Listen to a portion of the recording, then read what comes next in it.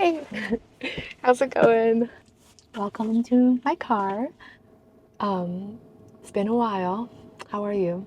Today I wanted to chat with you about my best investment decision to date. I was gonna say this is a highly requested video, but I know only one person requested for it. But anyway, I just feel really compelled to chat about this. It's a topic that I've left unaddressed for the longest time because if you remember my debut video on this channel. It was when I first got laid off. I talked about having a rental property, which a lot of people were curious about how I managed to own a house, have a rental property at a pretty young age. And that rental property really gave me the peace of mind that I really needed during one of the toughest times of my life. And this rental also helped me afford this Tesla essentially for free. I'm not exaggerating, I'll get into it in a little bit, but this is one of my best decisions today, and I really wanted to share with you. So in 2020, I built an ADU, and for those who don't know, it's essentially an in-law unit that I built in the back of my backyard. The ADU that I built is a one bedroom, and it cost me around 135K, which is a lot of money. But for a unit like that in the Bay Area, you can expect to rent it anywhere from 2,000 to 3,000 a month. So around 2,500 monthly in return. And if my math is correct, we're essentially talking about a 22% return on investment, which is not bad, right? It was actually not an easy decision for me at the time to build an ADU. This is where the free Tesla get into picture here. When I finally saved up 100K, I really wanted to buy this Tesla. Still remember Tesla was going for around 65K at the time. A lot of my friends were buying Teslas or other nice cars. I felt like I needed to have that Tesla. And thinking back now, it is a classic example of lifestyle inflation. And I also thought about using the remainder 40K or so, renovating the house that we bought, which I had wanted to fix up the kitchen for a really long time. I had dreamed about driving a Tesla, hosting my friends at my place, which I genuinely love doing. So I was debating over and over about this in my mind, but it was a simple math that I did that helped me make that decision so fast. I wish I can snap. So what I realized was if I spend all of my money on the Tesla and remodeling my home, 3 years later, I will have a nice home to enjoy and a Tesla that's worth maybe half of what I paid for. And the alternative here is to spend that money into an ADU, and 3 years later, I would have made enough to purchase a Tesla and still have that rental property that'll generate money for me forever.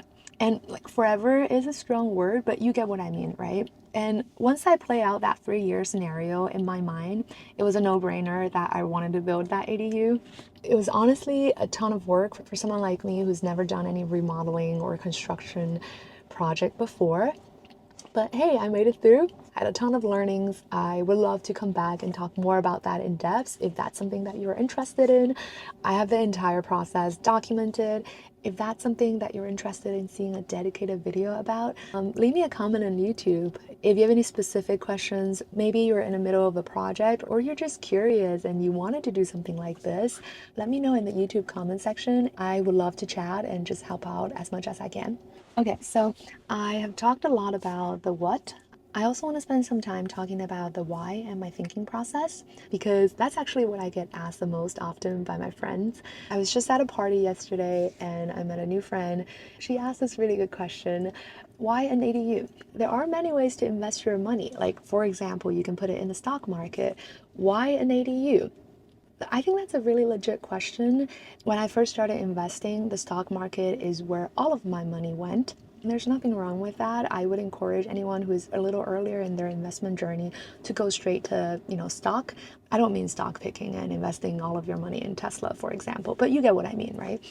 But after investing for a few years and having seen my fair share of up and downs in the stock market, I really wanted to find alternative ways where I can put my money, which is essentially what personal finance YouTubers would call like diversify your investment portfolio, also known as don't put all of your eggs in one basket.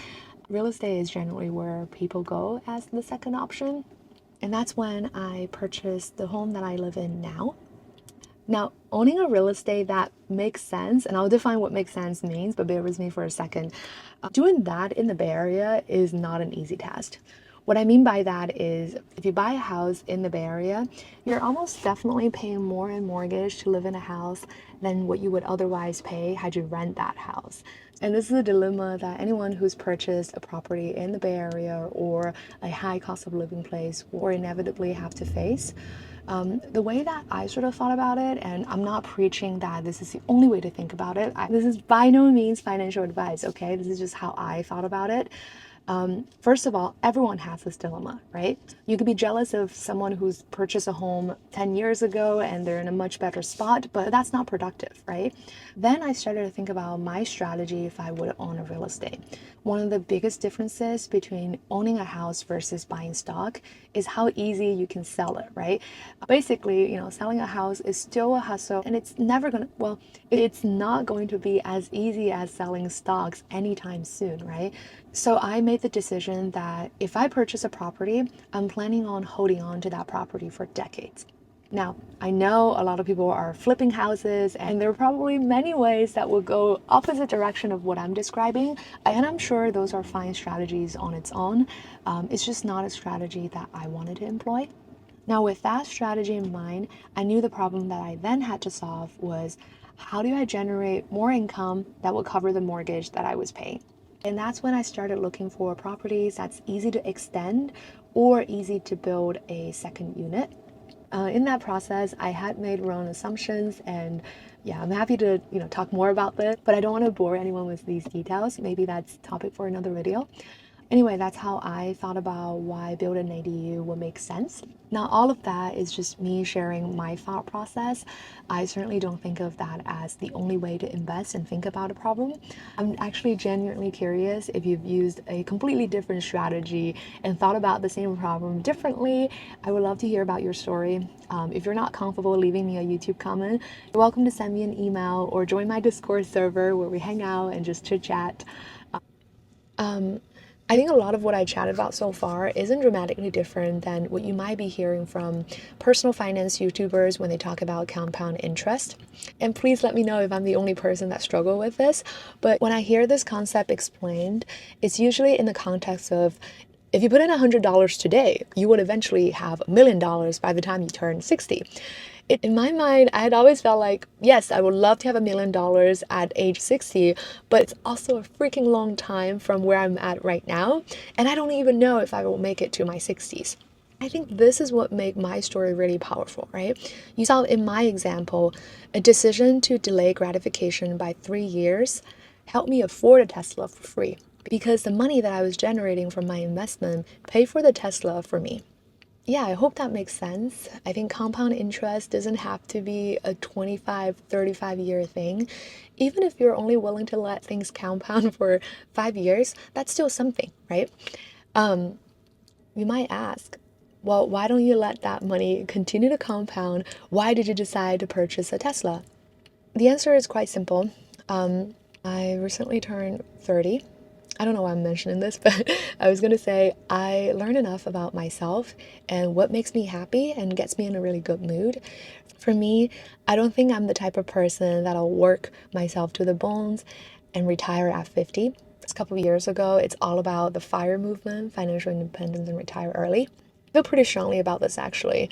I strongly dislike the idea of black and white. You either work yourself to death and having severe burnout and anxiety at work, or you get into retirement where you sit around and do nothing. I don't mean that literally, but you get what I mean, right? I think where I'm at now, I am more interested in doing mini fires. Instead of retiring at 50, maybe I work for 5 years, take a break for a year, do something else, recharge myself, and come back to work for 5 years. Yes, I wouldn't be able to retire at 50, but if I had 5 fabulous years where I was able to recharge and I managed to retire by 60, what's wrong with that, right? I know I might sound a little off topic because I was going to talk about why I bought a Tesla, but in essence, it's the same thing, right? I think it's perfectly fine and it's what I want to do when I relax a little bit, when I enjoy life a little bit, when I don't just think about, oh, how do I turn the money that I make into investment and have that snowball effect. Because what I'm saying is I want to take a more balanced approach and I wanted to make sure my key metrics of life, and that applies to work, money, and everything, is feeling content that I made the best decision for myself, whether it means buying a Tesla 3 years ago or now. Yeah, I feel like the last part is not making too much sense and I apologize, but if you get what I mean, you're my people. Okay, so yeah, if you are in a similar place where you really want to splurge on a Tesla, I would seriously appreciate it if you would consider using my referral code. I've been contemplating whether I want to purchase FSD and it's currently going for 8,000. It's a little steep, but if I have some referral credits to use, maybe I'll buy it. Anyway, I hope you enjoyed this sit down video with me. And if you're interested in hearing me talk more about finance or other topics that you might be interested in, I am planning on potentially making a part 2 of the video where I talk more in depth about building an ADU, how much it costs exactly, what are some of the mistakes, where I would splurge versus spend, or just any questions that you might have. Anyway, I'll end here. Bye.